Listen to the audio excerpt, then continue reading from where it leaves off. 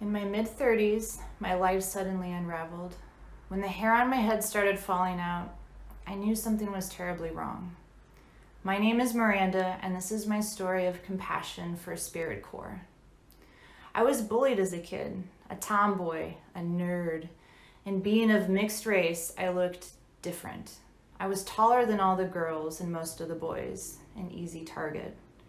Then, a seemingly miracle happened. I blossomed into an attractive young woman. Being tall was no longer awkward, but seen as model-esque, and my mixed race was now considered exotic. I got used to people complimenting me on my appearance, and soon my self-worth was wrapped up in how I looked. Subconsciously, I had begun to believe that people liked me because they thought I was beautiful. Then the rug got pulled out from under me. I quit my job to start a business teaching music with the emotional and financial support of the person I thought was to be my partner for life. And then that person left me. I had no savings, no safety net. I was devastated, anxious. That's when I began to lose my hair. It was everywhere in my apartment. I was shedding like a dog. If I ran my fingers through it, clumps would end up in my hand. I was afraid to leave my apartment, take a shower, go out in public, or see my friends.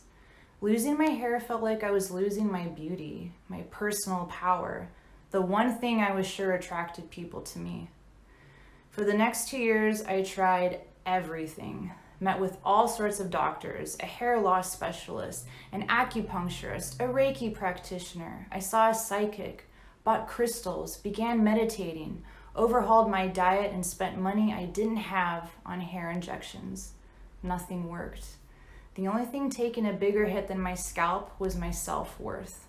What had I done to cause this? I was paranoid that everyone was judging me. I was trapped in fear and self-criticism and was convinced that I just wasn't the same person anymore.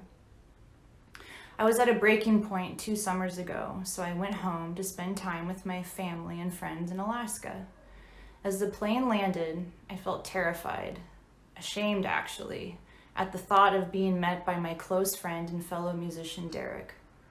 Once he saw me like this, I felt that nothing would ever be the same. Even the music listening sessions we had loved so many times before would be ruined. He picked me up from the airport and suggested that we have a music listening session. Once the music started, we gazed into the sunset above the vast, awesome Alaskan wilderness and were transported together, just like the old days. My fears quieted. Down deep, nothing had changed.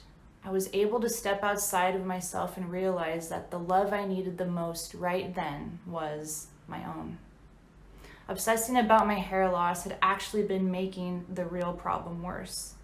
I had convinced myself that my outward appearance was somehow more important than my inner beauty, a mistake that was made clear by the loving reception I received at home. Maybe my hair will grow back.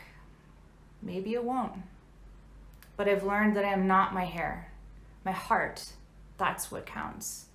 It needs and deserves my attention, my nurturing, my compassion. My heart is how I want to be seen and what I want most to share with others.